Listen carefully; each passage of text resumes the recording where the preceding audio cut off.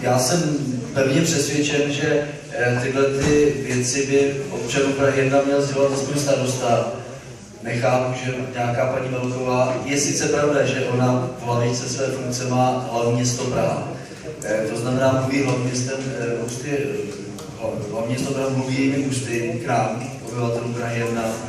A já si myslím, že tedy je to už napováženo.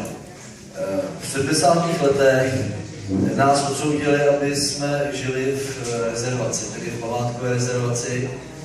A od té doby v podstatě jenom přicházejí na obyvatele památkové rezervace jedno omezení za druhým. Je to hodně symetrické s tím, co jsem tady říkal při bodu Václavské náměstí. A většinou, když něco se bere, tak by se mělo dávat, aby ten život byl vyvážený. Když někdo má méně než ti ostatní v rámci stejného územního celku, tak by mělo to být vyváženo jinou kvalitou. Máme intenzivní pocit, že ne, že to není vyváženo jinou kvalitou, ale ještě na druhé straně, protože prostě v tom centru jsou umístěny všechny centrální úřady, tady magistrát, tak prostě si všichni myslí, že stejně jak si jezdí do práce a za zábavou si užít, tak si to trošku tady kletou s hudou fůrou.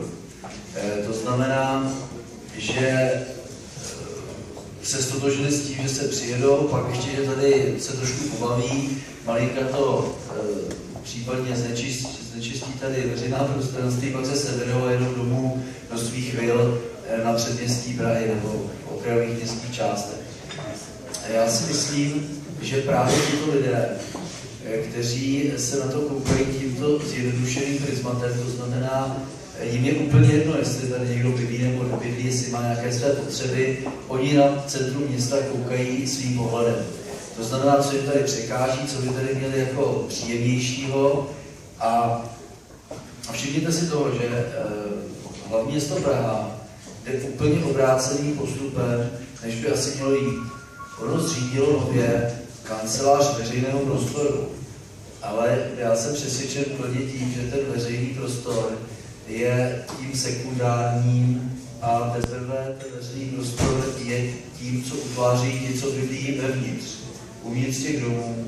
To znamená jednak ti, kteří tam bydlí a jednak ti, kteří tam pracují, prostě jaká je skladba těch lidí, kteří vychází na tu ulici a kteří vytváří ten život na té ulici. A pokud postupně díky dopravním omezením po dlouhé roky se podařilo vytlačit z centra města ty nejbohatší zaměstnance, jistě jste si všimli, že v centru už nesídlí žádná centrála, žádné banky. Všechny centrály už si přestěhovaly svá sídla na Prahu 4, na Prahu 5 a na další okrajové městské části. Celkem jsem si to tak spočítal přes palec, je to asi 25 000 zaměstnanců a jestli si zase dobře pamatujeme statistiky, tak těch nejbohatších zaměstnanců, kteří jsou schopni utratit nějaký ten chlup, tak postupně to centrum ztrácí ten život, který vytváří samozřejmě oběživo. To znamená, někdo přijde, něco utratí, k tomu se nabalí ten, který chce nabídnout tu službu a na tom samozřejmě je potom to centrum zajímavé. Mnoho z vás se určitě podívuje, když přijedete kamkoliv na západ od Karlových Varů, nedej bože třeba do jižní Francie, tak všichni koukáte, jak zkoprnělí, jak to tam na trzích vypadá, co tam všechno se nabízí, pak přijete k nám na Havelák a koukáte tedy, jak to je taková jako zmoklá slepice. No tak ono je to tedy způsobeno právě tím, že kde je ten obrat, kde jsou ti lidé, kteří chtějí kupovat, tak tam pak je ta nabídka, tam pak je tedy ten zájem nabízet to zboží, které by se mohlo koupit. V tuto chvíli, podle mého přesvědčení, hlavně město Praha jde přesně opačným způsobem. Vůbec se nekouká na to, jaká skladba těch, kteří bydlí v centru města by měla být, těch, kteří tady pracují by měla být, jaký servis by pro ně měl být. Naopak město z jedné strany všem developerům klade do cesty neuvěřitelné překážky. To jsou neuvěřitelné regulace z hlediska orgánů památkové péče. které se věnují prostě takovým detailům, které všude jinde na světě, v jakékoliv jiné památkové rezervaci jsou naprosto nepochopitelné. A na druhé straně samozřejmě tato kompletní restrikce potom vyvolává naprostou anarchii v mnohých případech, černé stavby. Myslím si, že jsme to nějak tak trošku zmiňovali, nebo bylo zmiňováno v jedné nebo v 3 interpelacích. A potom samozřejmě tím důsledkem je i to, že centrum Prahy přestává více a více fungovat. Já tady jednoznačně prohlašuji, že jsem přesvědčen, že tím, že někdo začne vymýšlet, že tady udělá další pěší zóny, tak tím se fakt nic nezachrání. Tím se opravdu nic nemůže zachránit. A když se kouknete na jakékoliv hlavní město, administrativní celek, který má být ekonomickým motorem té které země, tolik metrů čtverečních pěších zón nikde nenajdete. Za druhé, neexistuje jiné takové město, aby v poměru k pěším zónám mělo tak málo podzemních parkovišť, které nabízí.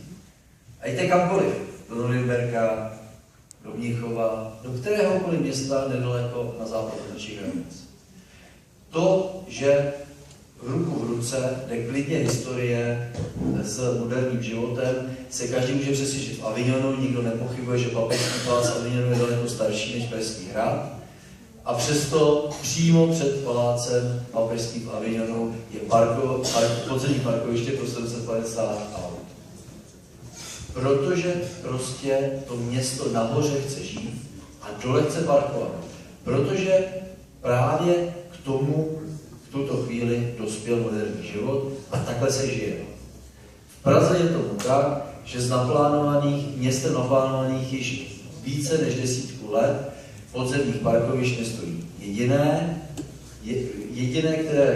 Jediná, která vyrůstají, jsou v rámci nových obchodních center, kde zase město přichází s restrikcí a omezením možnosti počtu výstavby těchto stání. A v podstatě jediné veřejné parkoviště, které tak namátkou se dá zmínit, které bylo postaveno po roce 89, je pod náměstím Jana Palacha, ale s vjezdy tak zapikolovaným a se složitým příjezdem, že vyplněno a využíváno jenom, když je nějaký zajímavý koncert Dolfínu, jinak každý rád zaparkuje na nesystematicky na jeho střeše umístěném povrchovém parkovišti na Alešově nábřeží. Prostě město se nevěnuje systematičnosti v těchto věcech, město vůbec nesekunduje moderní trendy užívání centra hlavních měst, tak jak je běžným zvykem v Evropě, ale naopak chce tyto věci řešit další restrikcí.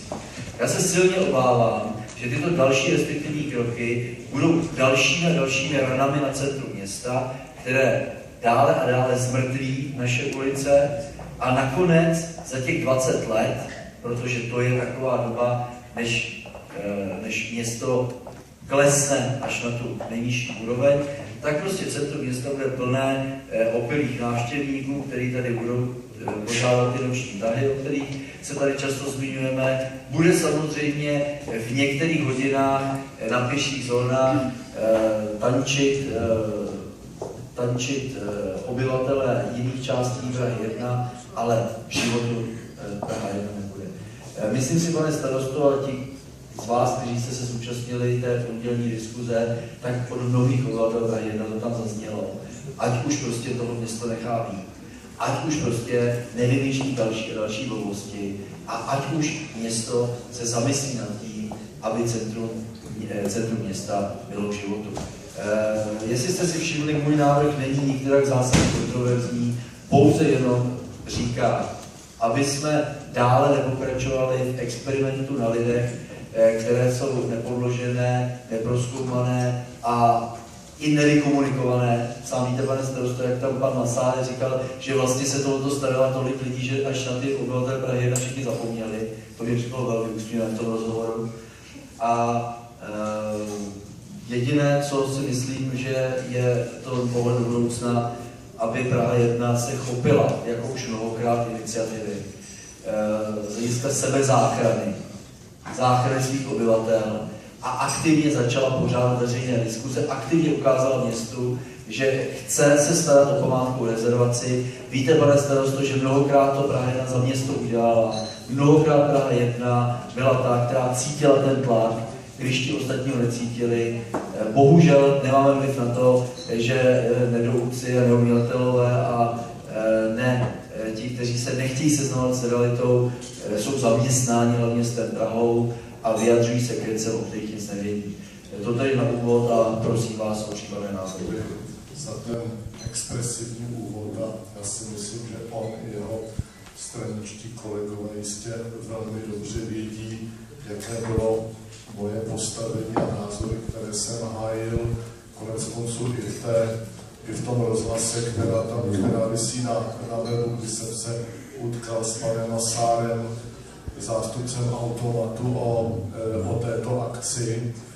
Nicméně já bych panu zastupiteli trošku připomněl minulost. On moc dobře ví, že jednou za rok i v minulosti, a to bylo ještě za méma, kdy on byl tím starostou, tak se to Smetanovo nábřeží jednou ročně uzavřela a samozřejmě ten nařídil on jako starosta také spatnul kufry a bylo to tam na jednu sobotu zavřené, takže to se opravdu stalo, to bych rád panu bývalému starostovi připomněl. To, co se stalo letošní rok, bylo výjimečné v tom, že, a v tom mám naprostou pravdu, že byla zřízena jakási kancelář URMU, která si začala osobovat práva a rozhodnutí, které jí nepřísluší, a začala rozhodovat o věcech na Praze 1. Mohu pana zastupitele ubezpečit, že já jsem si tu Karmelickou v tu sobotu také odžil několikrát a vystál. Rozhodně bych byl poslední, kdo by to podpořil. Rovněž ho můžu ubezpečit, že Praha 1 nebyla ani organizátorem, ani nějakým aktivním podporovatelem této záležitosti. Takže to je na úvod. On moc dobře ví, a to já s ním naprosto souhlasím, že magistrát je velice často hluchý k potřebám obyvatel občanů Prahy 1, prostě protože jich je málo. A moc dobře ví, že se hlasuje proporcionálně, kde samozřejmě těch obyvatel Prahy 4, já nevím, 15 až 22 je víc než nás a pochopitelně my se musíme velice aktivně bránit a také to děláme. Já osobně jsem byl zděšen, když jsem slyšel ty názory, že by to mělo být trvalé od toho 1.5. s tím, že by se to uzavřelo trvalé a jakýsi dopravní expert pan Lehovec prohlásil do deníku Metro, že ta Praha, ta malá stavba je tak zasekaná stejně, že už další bych auta ji nepotopí. To vyšlo v deníku Metra zasvěcení dopravní experti a řekněme po mém konfliktu s URMem a s vedením, tedy magistrátu panem primátorem, který mě přesvědčoval, že tvrzení proti tvrzení, že my říkáme, že to prostě nebude fungovat a oni říkají, že to bude fungovat, tak se ukázalo, že to fungovat nebude, což si myslím je ta dobrá zpráva pro to, aby jsme mohli prosadit řešení, trvalé řešení, které by prostě bylo nepřijatelné pro Prahu 1, aby se tak nestalo v budoucnosti. Proto já víceméně ten návrh usnesení vítám jako podporu stanoviska, které já už v podstatě razím a v tuto chvíli bez toho, že bychom toto schválili, tak mě dal pan primátor garanci, že minimálně do 1.5. se nic takového zkoušet nebude. Je otázka, a to nevím v tuto chvíli, s čím přijde útvar hlavního města jako nové koncepční řešení dopravy. Oni to mezi námi nevědí také, takže v každém případě s něčím se přijde. V každém případě garance, kterou mám, je zatím, že to nebude takové, že se zavře jedno nebo druhé. To znamená, nemůže dojít k té situaci, ke které došlo teďka, že se zavře Smetanovo nábřeží a pojede to malou stranou. Je pravda, že jsou ve hře dvě varianty. Jedna varianta je takzvané omezení tranzitu. Já bych rád vysvětlil, o co jde. Pane zastupiteli, jestli mě dovolíte ještě poslouchat chviličku. ono zamezení tranzitu není uzavření. Uzavření je něco jiného. Uzavření je, že tam žádné auto nevjede a zkrátka se to zmrtví. Nalezení určitého konsenzu v tom, aby neprojížděly auta, řekněme, z jihu Čech do severních Čech právě po Smetanově nábřeží, si myslím, že je docela rozumný nápad, aby se, když někde jde z Budějovy v Roustí, aby nejel přes Smetanovo nábřeží, to znamená zamezení tranzitu, to lze udělat určitým buď systémem jednosměrek nebo systémem zákazu s doplňkovou tabulkou vjezd dopravní obsluze, případně rezidentů s parkovací kartou Prahy 1 jest povolen. A na tom se teďka, řekněme, tvoří to, co by mělo být schváleno k 1.5. Já nevím, jestli jsem schopen se naprosto stotožnit s tím, že nesouhlasíme s uzavřením navždy. Já si myslím, že řekněme nějaké částečné omezení právě tím, které by omezilo ten tranzit a umožnilo tam výjíždět rezidentům a oprávněným, je k řešení, ale v principu není potřeba se tady vzájemně přesvědčovat, že ty 4 soboty si to občané, nebo 5 sobot, že si to občané Malé Strany odskákali. S tím s vámi všemi souhlasím, pouze bych byl rád, aby se to neházelo na vrub starostovi, který s tím, jak se tiše souhlasil, my jsme dělali maximum pro to, aby to nebylo, ale na druhou stranu zase říkáme, pokud jsme touto negativní zkušeností prošli, tak máme větší šanci, že prosadíme takové řešení, které nebude proti vůli občanů Prahy 1. Děkuji.